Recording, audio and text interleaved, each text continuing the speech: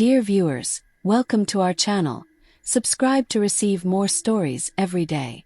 Ethan Caldwell stood in the dimly lit penthouse suite, his reflection staring back at him from the floor-to-ceiling windows. Below, the city pulsed with life, people moving like ants beneath him, oblivious to the choices that shaped their world. His world.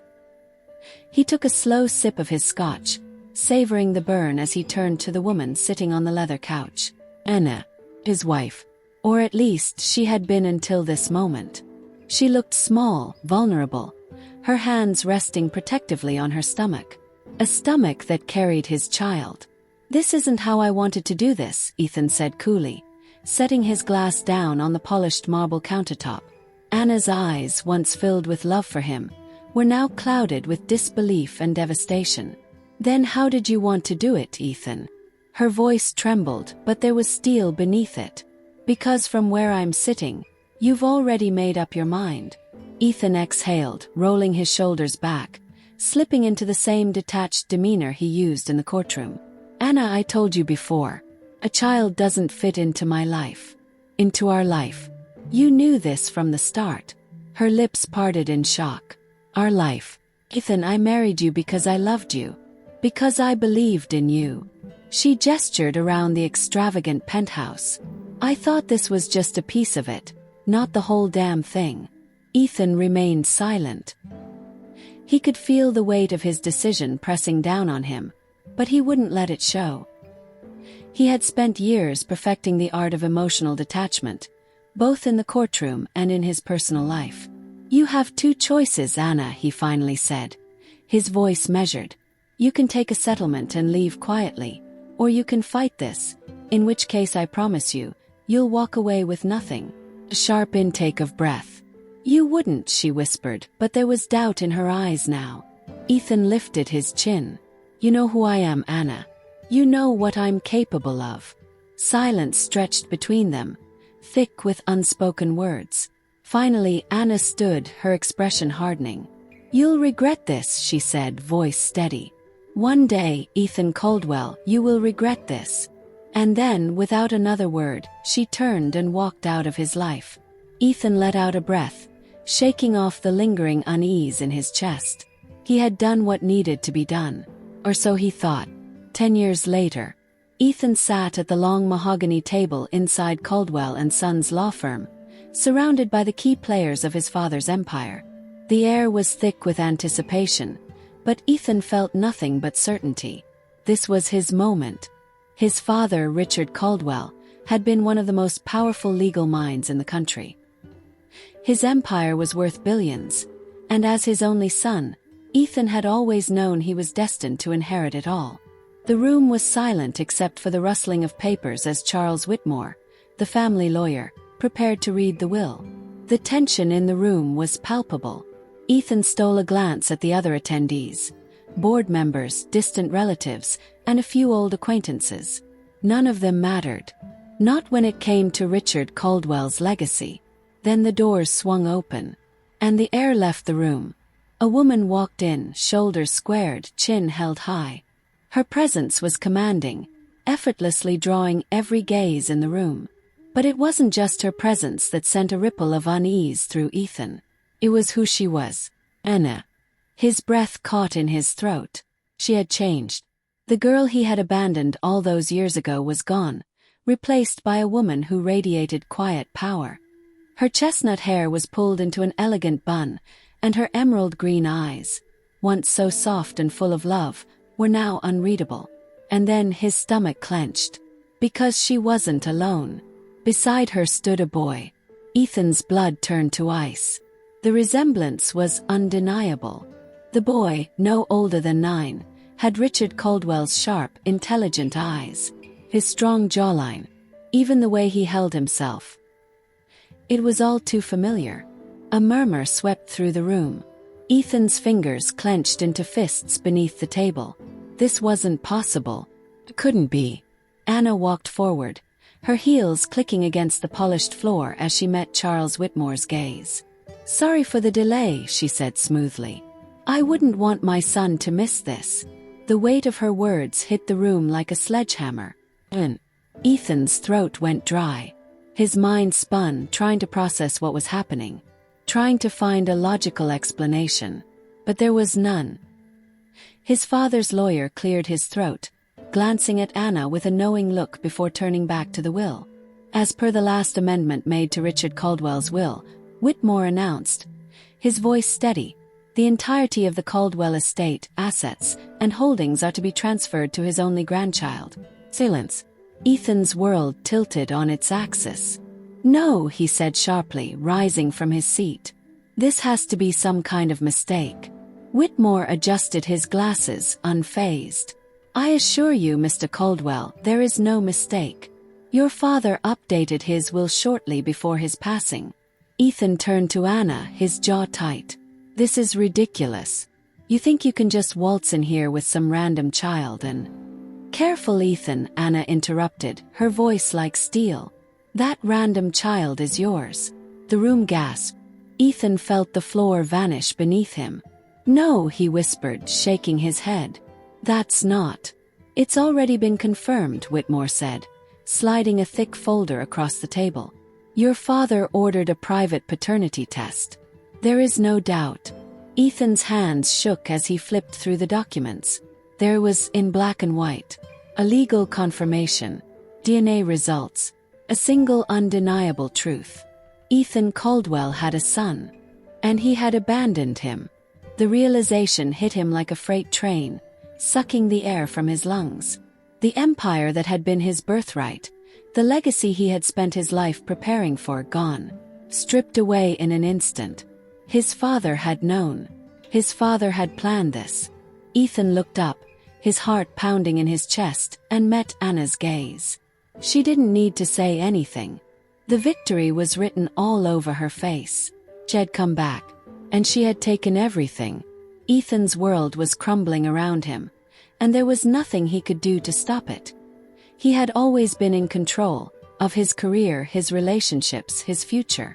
But now, as he stood frozen in that cold conference room, watching the woman he had cast aside and the child he had never known existed, he felt powerless. His father had known everything. And instead of giving Ethan the empire he had dedicated his life to, Richard Caldwell had handed it to a child. His child. Anna watched him with an unreadable expression. Not smug, not triumphant, just steady, unmoved. Sit down, Ethan, she said, her voice smooth and composed. He clenched his jaw, ignoring the burning stares of the room. He wanted to lash out, to demand answers, to rip apart the will in front of him and pretend none of this was happening. But it was. Slowly, stiffly. He lowered himself into his chair, hands still gripping the folder that confirmed what he refused to believe. This will is fraudulent, he finally spat. There's no way my father... It's not fraudulent, Charles Whitmore interrupted, calmly adjusting his tie. Mr. Caldwell revised his will before his passing, and I personally oversaw the process. This document is airtight, Ethan. If you wish to challenge it, I assure you you will lose. Ethan's nails dug into the polished mahogany table. You're telling me that my father, the same man who built this empire with his own hands, the same man who raised me to carry on his legacy, just decided, out of nowhere, to give everything to a boy he's never even met? Anna's lips curved into something resembling a smile, but there was no warmth behind it. Oh, he met him, she said quietly. Ethan's breath caught. Lies, he said immediately, shaking his head. My father never. He did, Anna cut him off. He came to me when our son was 5 years old. A hush fell over the room. Ethan stared at her, his mind racing. He showed up at my door one evening, Anna continued, her voice like steel wrapped in silk. I hadn't heard from him in years, and at first I thought he was there to humiliate me. But he wasn't. He was there because he wanted to meet his grandson. Ethan's pulse pounded in his ears. My father knew about him, he whispered. Anna nodded. Not at first. But when he found out, he didn't do what you did, Ethan. He didn't run. Ethan's fingers twitched. You're lying. Anna leaned forward just slightly, her green eyes sharp as daggers. "You think I wanted this?" she asked, her voice low and lethal. "You think I planned for your father to come into my son's life after years of struggling alone? I didn't. But he chose to. And do you know what's even worse?" Ethan swallowed hard, unable to look away. He loved him. A sharp, invisible knife twisted in Ethan's gut. Richard Caldwell, the man who was so ruthless in business, the man who hardly ever showed affection to his own son. "He adored my boy," Anna continued, each word a nail in Ethan's coffin. "He took him to baseball games, gave him books to read, taught him things." Ethan's head spun. He gritted his teeth. "If that's true, then why didn't I know?" "Because your father knew exactly who you were," Anna said simply. "He knew you'd try to push him away. Just like you pushed me away." A heavy silence settled over the room. Ethan's world felt like it was caving in. His father had chosen Anna. His father had chosen his son. And in doing so, he had rejected Ethan. Ethan didn't remember leaving the firm. One moment he had been sitting in that cursed chair, drowning in shame and anger, and the next, he was pushing through the heavy doors, stepping out into the cold city air. The wind cut through his suit, but it wasn't enough to ground him. His mind was still spinning. He had lost everything. Everything he had built, everything he had sacrificed for, gone. And for what? For a child he never wanted. For a woman he had convinced himself was nothing but a memory. "Mr. Caldwell."